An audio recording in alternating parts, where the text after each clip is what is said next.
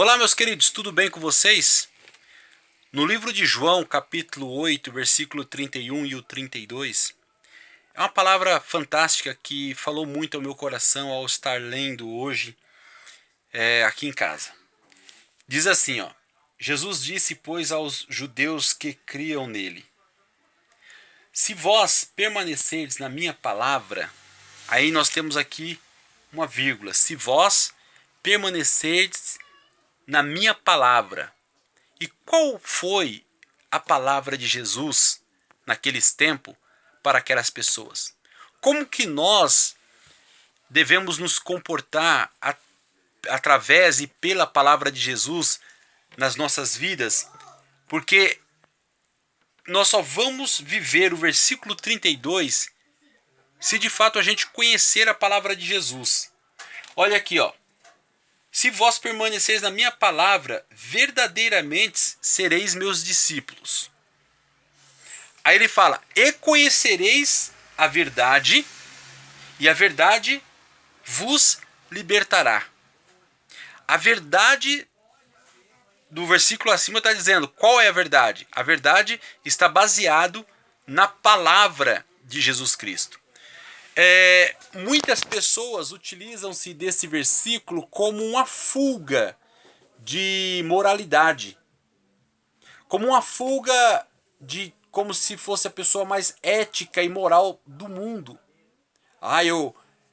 Conhecereis a verdade e a verdade vos libertará. Eu vivo debaixo da verdade, eu só falo a verdade, né? Nós somos seres humanos cheios de falhas, cheios de problemas. Às vezes falamos coisas que entristecem o Espírito Santo. Nós precisamos, de fato, reconhecer que fomos fracassados em algum tempo e que fracassamos em alguns momentos da vida.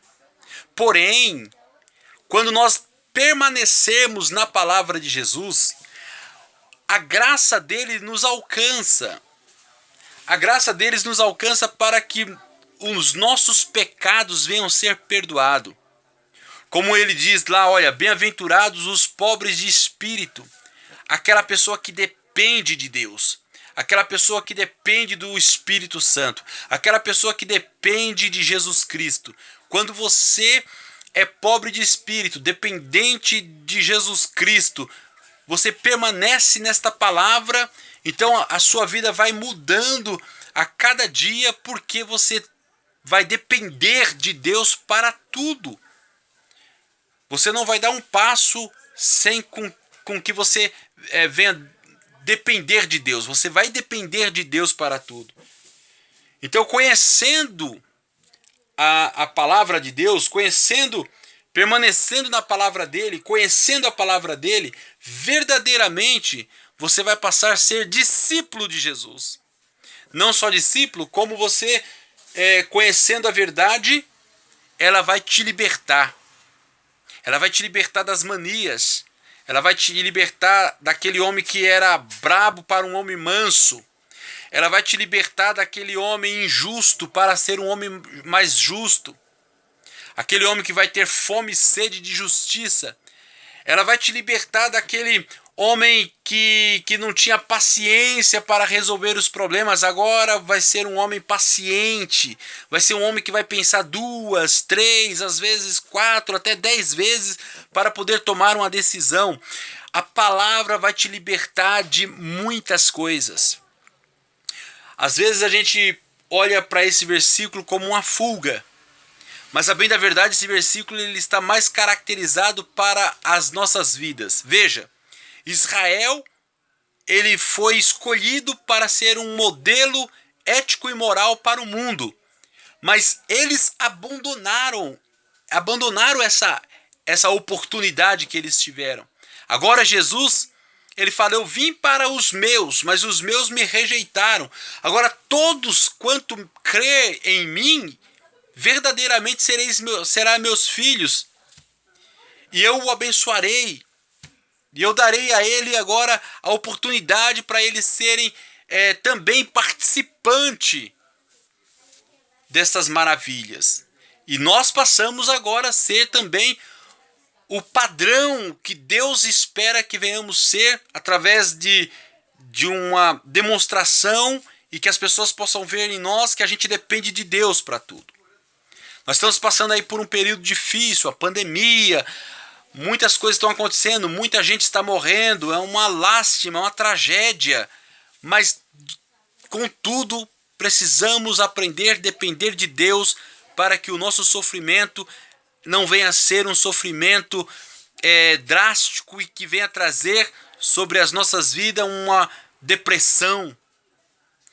Muitas pessoas vivem deprimidas, agora que estão confinados dentro de casa, não pode ter acesso a muitas coisas, não pode abraçar as pessoas, não podem sair, foi limitado, e às vezes as pessoas começam a enfrentar um quadro depressivo. Você precisa confiar em Deus e firmar os seus passos na palavra de Deus. Porque conhecendo a verdade de Deus, você vai ser liberto de várias coisas desse mundo. Aonde tiver guerra, você vai vir com a paz. Porque você vai ser liberto. Olha só a palavra, é livre. Pensa aqui em um presidiário. Pensa em uma pessoa que está ali vários anos dentro de uma cadeia, solitário, sozinho, preso. E ele, sem esperança, daqui a pouco vem um guarda ler para ele a sua soltura. Como que ele se comportaria naquele momento que ele vai estar sendo livre? A oportunidade de viver liberto. Aí você fala, mas o camarada que foi para a cadeia, foi levado preso, ele fez um monte de coisas erradas para estar ali.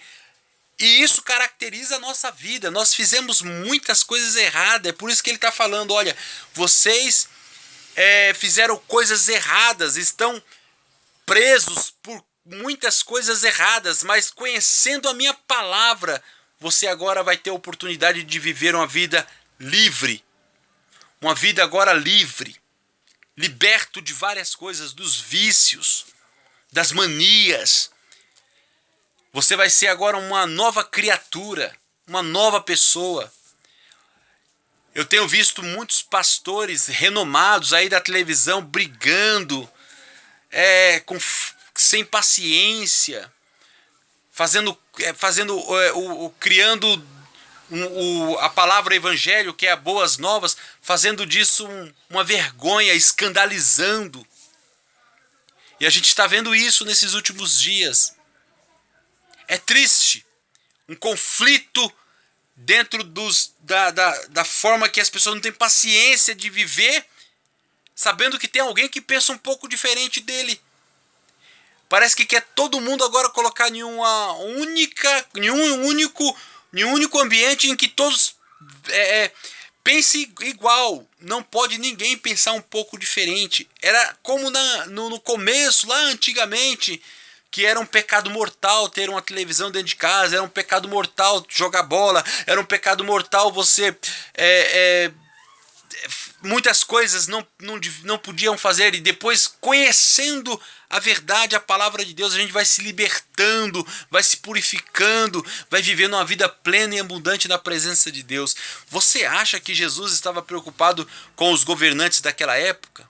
Você acha que Jesus estava preocupado com a filosofia e com o tipo de coisas que eles estavam fazendo naquele tempo? Você acha que Jesus Cristo estava preocupado com ideologia daquele tempo? Não, ele tinha uma mensagem e quem acreditava seguia. Você só deve fazer isso, você que é um líder famoso e tal, pregar a palavra, e quem quiser siga. Você não precisa obrigar ninguém a acreditar em você, porque o Espírito Santo se encarrega de fazer a obra. Apenas nós precisamos cumprir o ID e pregar o evangelho. Quem crê vai viver uma plenitude com Cristo. Quem não crê, ele o julgará. Então assim, olha, observa bem. Se você permanecer na palavra de Jesus Cristo, pode ter certeza que se você permanecer na palavra de Jesus Cristo, uma das coisas que vai cair da sua vida, assim, imediato, é a arrogância.